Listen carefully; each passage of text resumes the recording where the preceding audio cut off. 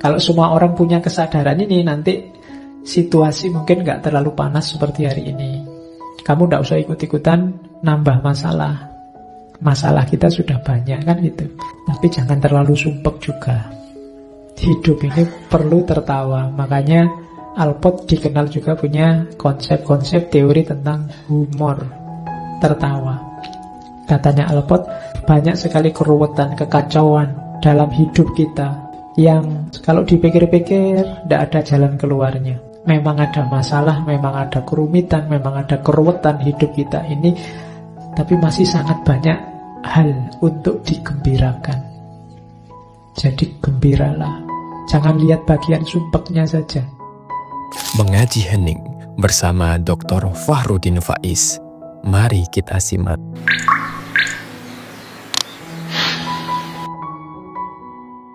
Sekarang kita lihat isu per isu dari Alport. Dia ini sebenarnya tulisannya banyak, termasuk tentang agama. Saya ambilkan beberapa isu dari Alport tentang agama ya. Dia punya teori psikologi agama yang terkenal tentang keberagamaan ekstrinsik dan intrinsik. Jangan salah, komitmen beragama itu juga ciri-ciri orang yang kepribadiannya matang. Orang yang beragama itu orang yang sadar akan kondisi dirinya yang lemah dan juga aspek spiritualitas kehidupannya. Orang ini matang. Cuma katanya Alport, orientasinya orang beragama itu dua. Ada ekstrinsik, ada intrinsik. Ekstrinsik itu orang beragama cuma tujuannya bukan agama.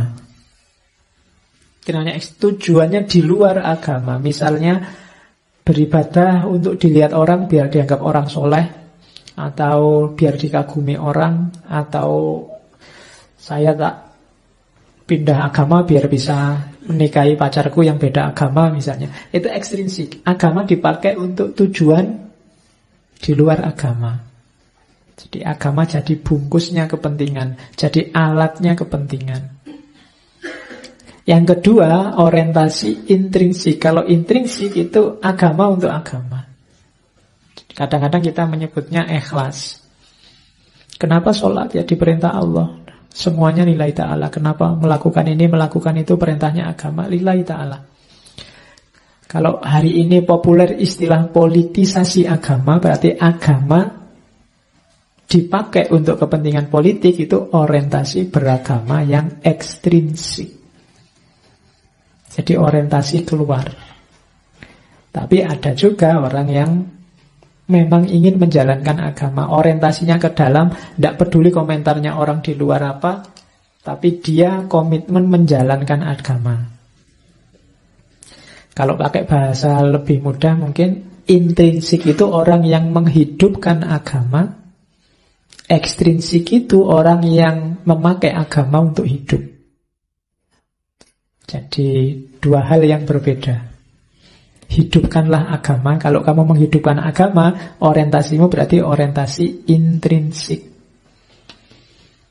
Atau orang yang nyari hidup dari agama. Jadi agama dipakai untuk kepentingan-kepentingan hidupnya. Itu namanya ekstrinsik. Ini nanti pembahasannya panjang. Dalam hidup seseorang itu bisa dua-duanya ada. Prosesnya bisa bolak-balik. Ada orang yang semula intrinsik, tapi kemudian dia dapat manfaat itu untuk hidupnya. Sholatku sih tenang, tapi dengan sholatku tenang, akhirnya batinku stabil sehingga pekerjaanku jadi lancar misalnya. Nah, itu dari intrinsik jadi ekstrinsik. Atau dari ekstrinsik jadi intrinsik. Semula aku menjalankan agama ini, syahadat ini, dalam rangka biar bisa halal nikah sama pacarku yang muslim misalnya. Nah, sekarang masuk agamanya untuk kepentingan tertentu, tapi lama-lama setelah dijalankan dia masuk ke dalam menghayati, terus jadi ikhlas. Nah, itu dari ekstrinsik jadi intrinsik. Makanya tidak usah saling gegeran, tidak usah saling malah-malahan. Prosesnya bisa berkelanjutan, bisa saling sambung menyambung, bisa dalam diri satu orang ada dua-duanya. Kalian beragama kan sering juga begitu. Yo awalnya ikhlas, tapi kalau ada manfaatnya juga tidak apa-apa. Pinginnya ikhlas tapi kok susah, terus ada pamrihnya, tidak apa-apa. Diawali pamrih-pamrih, tapi yang penting nanti lama-lama juga ikhlas. Nah itu orientasi beragama. Ini teorinya nanti, teori psikologi agamanya Alport. Hampir semua psikolog nanti ngomong tentang agama, termasuk Freud, termasuk kemarin Jung. Kapan-kapan kita buka sesi psikologi yang agama, kondisi jiwa yang orang beragama. Oke, sekarang kita lihat isu selanjutnya. Alport nulis khusus tentang prejudice. Prejudice itu prasangka. Jadi prasangka itu orang menilai dulu sebelum mengerti aslinya, itu prejudice. Katanya Alport, manusia hari ini hidupnya banyak diwarnai oleh prejudice. Prasangka. Itu kalimat-kalimat yang saya potong dari bukunya tentang prejudice. Yang pertama dia cerita, there is a story of an Oxford student who once remarked, I despise all Americans but have never met one I didn't like. Jadi katanya Alport, satu ketika saya pernah ketemu seorang mahasiswa Oxford yang bilang, aku benci semua orang Amerika, tapi aku tidak pernah ketemu orang Amerika sebenarnya. Ini prejudice namanya. Kamu tidak pernah ketemu orangnya, tidak pernah kontak dengan mereka, tapi kamu sudah benci duluan. Ini namanya prasangka atau prejudice. Ini sering jadi sumber masalah di dunia ini. Pokoknya orang Amerika mesti jelek. Pokoknya orang ini mesti kasar. Pokoknya orang itu mesti rusak. Pokoknya kalau orang Arab itu mesti begini. Pokoknya kalau orang Cina itu mesti begini. Itu namanya prejudice. Ini sumber masalah. Bahkan itu kan mahasiswa Oxford lagi bisa punya sikap begitu. Membenci tapi sebenarnya dia tidak pernah ketemu, tidak pernah kenal dengan yang dibenci. Itu namanya prasangka. Jalan keluarnya gimana? Ya disadari saja bahwa kita kadang-kadang punya prejudice. People who are aware of and ashamed of their prejudice are well on the road to eliminating them. Jadi orang-orang yang sadar bahwa dia punya prejudice atau malu bahwa dia punya prejudice, itu dia berada di jalur yang benar untuk membersihkan prejudice. Kita sama-sama manusianya, sama-sama di kelompok kita ada yang baik, ada yang jelek. Di kelompok yang kita benci ada yang jelek, tapi pasti ada juga yang baik. Kayak teorinya Alport tadi kan, manusia tidak bisa diseragamkan, setiap pribadi unik. Mungkin kamu tidak suka sama orang tertentu dari kelompok tertentu, tapi mungkin yang tidak suka orangnya itu, orang lain mungkin kamu suka. Karena dia punya kebaikan-kebaikan. Jadi jangan digeneralisir. Terus kadang-kadang juga kita punya prejudice itu bukan karena kita benci ke kelompok yang sana, tapi kita terlalu nyaman dengan kelompok kita. Nah, ini analisisnya Alport. Jadi kadang-kadang bukan karena kita punya kelas prejudice, kita tidak suka dengan kelas tertentu, tapi karena kita terlalu nyaman dan terlalu kerasan dengan kelas kita sendiri. Jadi itu kalimatnya. And normally there are plenty of people of our own class or race or religion to play, to live, to eat with, and to marry. Jadi kita ini terlalu terikat, terlalu mengakar, terlalu kerasan di kelompok kita, sehingga kita nganggap bahwa satu-satunya yang baik, benar, dan cocok adalah kelompok kita. Sehingga kelompok lain pasti kebalikannya. Tidak baik, tidak benar, dan tidak cocok untuk kita. Padahal kita belum membaca apa-apa tentang mereka. Ini juga jenis prejudice, cuma awalnya sebenarnya bukan karena kebencian pada mereka, tapi kita terlalu kerasan di kelompok kita. Kita terlalu merasa benar di kita. Sehingga kita tanpa harus membaca mereka, terus kita simpulkan saja bahwa yang baik di kita berarti yang di mereka jelek. Ini jenis prejudice juga. Oke, hati-hati katanya Alport. Many studies, banyak kajian menemukan bahwa ada hubungan dekat antara prejudis dan patriotisme dalam tanda petik. Jadi orang itu kalau sudah masuk isme itu kan biasanya sudah terkotak. Kenapa katanya? Extreme bigots are almost always super patriot.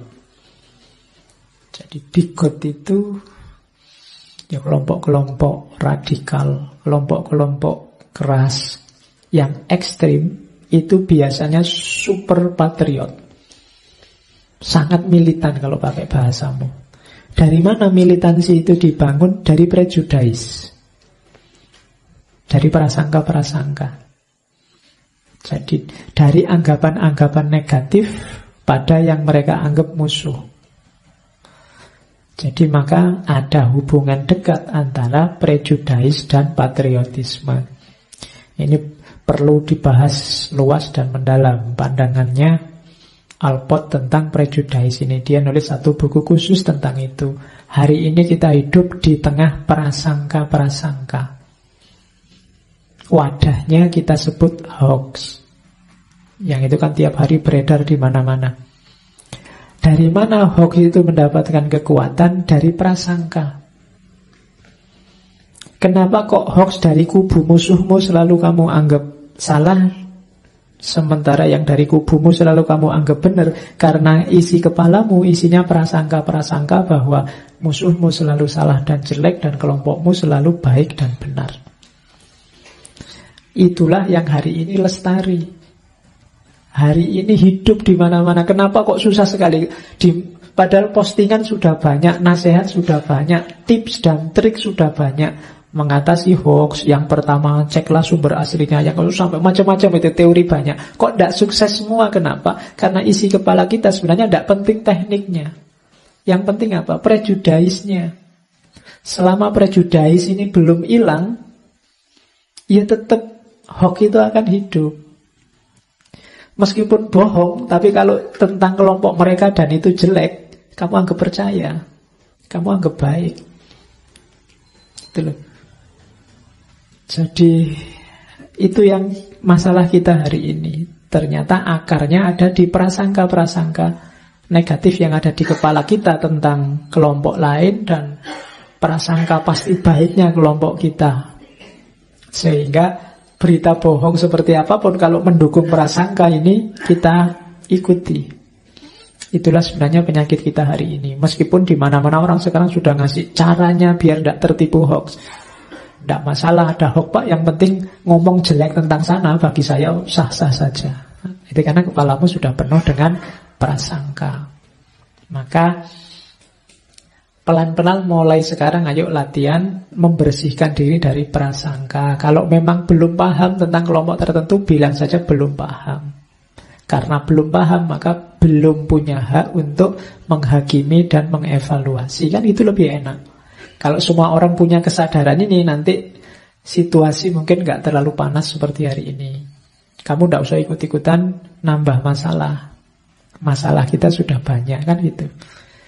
Oke, rumusnya nanti dibaca di bukunya Alport tentang prejudis. Tapi jangan terlalu sumpek juga.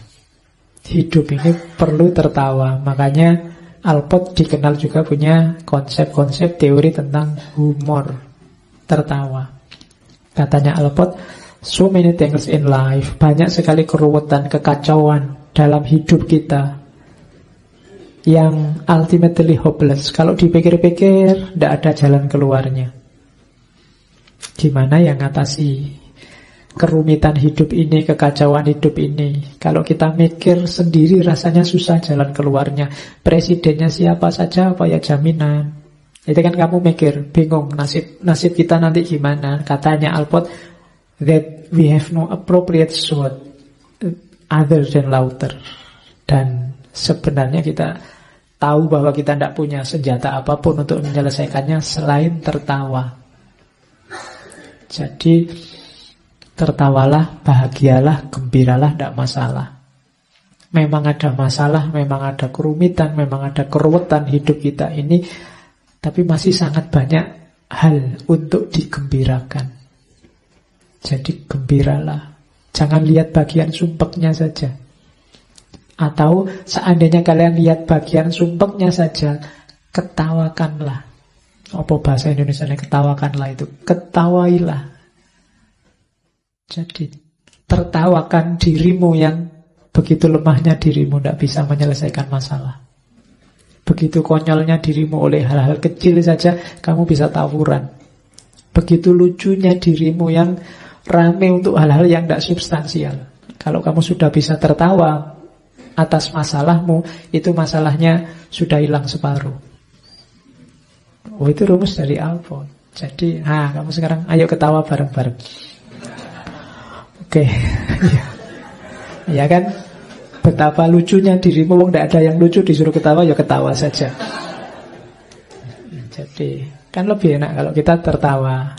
Katanya Alport, neurotik, orang sakit jiwa, who learn to laugh at himself, yang berusaha belajar untuk bisa menertawakan dirinya, maybe on the way to self-management. Mungkin dia sedang ada di jalan menuju kesembuhan, perhaps to cure.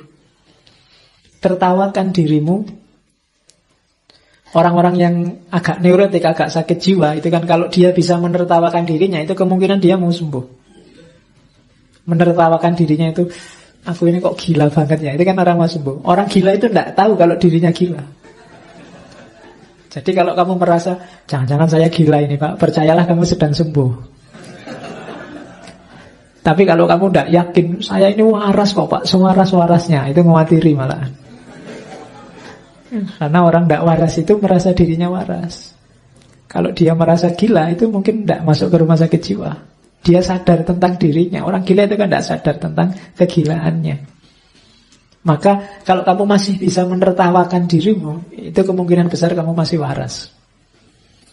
Tapi kalau kamu ngamuk terus, isinya marah-marah terus isinya, yang lain tidak waras semua kecuali aku, jangan-jangan sebaliknya. Kamu sendiri yang sedang tidak waras. Maka ada rumus dari Alport, tertawalah. Hidup ini terlalu singkat untuk dibikin sumpek. Nikmatilah hidupmu. Kalau bahasa agama, sangat banyak hal yang bisa kamu syukuri. Mulai dari hal-hal kecil sampai hal-hal besar, termasuk yang kamu sadari atau yang tidak kamu sadari. Kamu masih bisa pakai baju, kamu masih bisa makan, kamu masih bisa bernafas. Itu kan hal-hal kecil, tidak penting, tapi perlu juga kamu syukuri. Karena mungkin banyak orang yang tidak punya kualitas, tidak punya kesempatan, tidak punya fasilitas seperti yang kamu nikmati sekarang. Orang sumpek itu orang yang tidak bisa bersyukur. Isinya mengeluh terus dalam hidup. Oke, jadi rumus masukan dari Alport adalah tertawalah.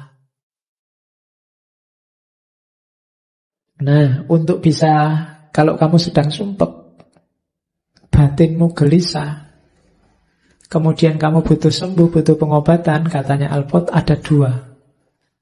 Antara lain yang bisa menyembuhkan kita, love receive and love given. Jadi, bilang anunya, katanya Alport, love receive and love given comprise the best form of therapy. Tidak apa-apa, didengerin aja. Jadi, cinta yang diberikan atau cinta yang diterima adalah pengobat yang mujarab untuk kegalauan hidupmu. Jadi kamu mendapatkan cinta atau memberikan cinta. Kalau kamu merasa, Pak, tidak ada yang cinta saya, Pak, saya bolak-balik nembak, tidak ada yang terima misalnya, loh, tidak apa-apa, kamu masih bisa memberikan cinta. Memberikan cinta itu membahagiakan. Nah, ya. Jadi love given, kamu kan selalu mengejar mendapatkan cinta. Tidak, memberikan cinta juga membahagiakan. Kamu bisa mencintai, itu membahagiakan. Banyak orang yang membenci. Membenci itu kan menyakitkan. Kenapa? Gejalanya sama, berpikir terus tentang orang lain di luar diri. Cuma kalau relasinya ini namanya benci, sama-sama terbayang-bayang terus di pikiran, tapi isinya capek terus, marah-marah terus, sumpek terus. Kalau cinta terbayang-bayang terus, tapi isinya ingin berbuat baik terus, ingin menunjukkan kebaikan terus. Maka usahakan relasimu itu relasi cinta. Ketika kamu cinta, kamu selalu ingin kebaikan untuk yang kamu cintai. Kebalikannya benci. Capeknya sama. Orang benci itu kan juga terbayang terus sama yang dibenci, terus ingin gimana caranya menjatuhkan, mengalahkan, meruntuhkan yang dibenci. Sementara orang yang jatuh cinta, kebalikannya, gimana caranya yang dicintai jadi baik, jadi senang, jadi bahagia. Maka cinta adalah obat bagi jiwamu. Apakah itu memberikan cinta atau mendapatkan cinta dari orang lain? Ya, mendapatkan cinta itu tidak cuma harus dari pacar, dari orang tuamu, dari temanmu, dari sahabatmu. Kan menyenangkan mendapatkan cinta dari yang di luar dirimu. Jadi rumusnya obat jiwa itu tadi. Terus Alpot menasehati kita, didengarkan saja, dianggap kayak rekaman. Hidup kita, kenapa kok kita susah mencintai hari ini? Karena kita banyak menghabiskan waktu kita ingin orang lain memahami kita seperti yang kita inginkan. Ingin orang lain seperti keinginan kita, itu yang sering membuat hidup kita gelisah. Jadi much of our life is spent wishing others understood us better than they do. Yang ada di pikiran kita waktu ketemu orang lain itu adalah maumu yang kamu inginkan atas orang lain. Itu yang membuat kamu gelisah terus dan kecewa terus. Karena kamu mengukur orang lain sesuai ukuranmu. Kamu ingin anakmu sesuai yang kamu inginkan, kamu ingin temanmu sesuai yang kamu inginkan, kamu ingin dosenmu sesuai yang kamu inginkan, kamu ingin orang tuamu sesuai yang kamu inginkan. Itu yang membuat hidupmu susah tertawa. Kenapa? Karena keinginanmu pasti tidak sama persis dengan keinginan mereka. Kamu tidak bisa tenang hidupmu kalau patokannya ini. Itulah. Jadi jangan terpatok di situ. Biarlah orang lain dengan keunikannya, kamu punya keunikan sendiri. Jadi jangan menginginkan orang lain sebagaimana yang kamu inginkan. Meminta boleh, menasihati boleh, tapi mengidealkan orang seperti idealmu, itu nanti kamu tidak bisa hidup, mereka juga tidak bisa hidup. Kamu dilanda kekecewaan. Kalau kamu punya kuasa, kamu akan memaksa mereka sesuai keinginanmu. Ini yang sering jadi masalah. Yo, contohnya nggak sulit-sulit, ngaji ini saja. Itu kan kalian ingin saya kayak gimana, aku juga ingin kamu kayak gimana. Ini kalau kita kuat-kuatan di situ, ngaji ini bisa bubar. Kamu misalnya ingin saya itu Pak, inginnya tema ngaji itu yang ini sesuai versimu. Nanti yang lain juga punya keinginan, jangan tema itu Pak. Kalau saya Pak, tema penting itu ini. Lu nek tak turuti kabeh sisi cindak situ ngaji. Jadi kamu ingin saya sesuai versimu dan nanti kamu kecewa. Begitu tak angkat tema ini, yang satu ini aja yang puas, yang sini kecewa, situ kecewa, situ kecewa. Jadi kalau kita saling mengontrol orang lain, saling menginginkan orang lain sesuai versi kita, pada akhirnya hidup kita tidak akan tenang, kita akan galau terus, sumpek terus. Karena kita ngukur orang lain dengan ukuran kita. Jadi itu, kalau tadi relasi cinta, kalau sekarang tolong biarkan orang dengan versinya. Jangan memahami orang dengan versimu. Terus ada kalimat lagi yang saya bawa tentang open mind. Katanya Alpot, kita kan sering diceramai oleh ustadz-ustadzmu, gurumu, dosenmu menyuruh kita open mind, berpikiran terbuka. Berpikiran terbuka itu berarti menerima hal-hal baru. Dan ini dianggap kebaikan. Katanya Alpot, iya, secara ideal berpikiran terbuka itu bagus. Tapi dalam prakteknya kelihatannya tidak sesederhana yang dibayangkan. Berpikiran terbuka itu berarti kan kita menerima wawasan yang baru sehingga wawasan yang lama disingkirkan. Padahal katanya Alpot, Prosesnya tidak begitu. Berpikiran terbuka itu prosesnya tidak sesederhana kelihatannya. Berpikiran terbuka itu selalu dalam bentuk konflik. Kenapa? Karena kalau ada yang baru, kita memahaminya kan pasti dengan kacamata yang lama. Kalau tidak pakai kacamata, Pak, tidak bisa. Hidup kita itu selalu punya cara berpikir, cara pandang, punya perspektif yang lama. Sehingga ketika ada yang baru masuk, itu kan tidak serta-merta kita telan, tapi selalu kita lihat dengan kacamata lama yang kita miliki. Itulah gunanya masa lalu sebenarnya. Jadi berpikiran terbuka itu bukan kok membuang yang lama kemudian tiba-tiba mengambil yang baru, tapi sebenarnya mengadaptasi yang baru dengan kacamata lama. Makanya ada adagium yang terkenal, al-muhafadzah alal qadim wal akhdhu bil jadid. Ini kalau bahasa Arabnya kalimatnya Alpot mungkin begitu. Jadi kamu kan tidak pernah tanya, apa tidak tabrakan, Pak? Yang lama dijaga, yang baru diambil. Ini kan kalau urusannya sama kan bisa saling menggusur. Tapi katanya Alpot tidak begitu sebenarnya prosesnya. Jadi prosesnya itu yang baru masuk, tapi yang baru ini pasti kita pahami dengan kacamata lama, sehingga nanti terjadi adaptasi. Pada akhirnya yang baru dan yang lama saja yang lebur, lahir sesuatu yang beda, yang baru. Nah, ini salah satu pandangannya Alpot. Oke, terakhir ada kalimat life is too short so we must generalize. Hidup ini pendek, tidak usah berpikir terlalu detail, menghabiskan waktu, generalisirlah.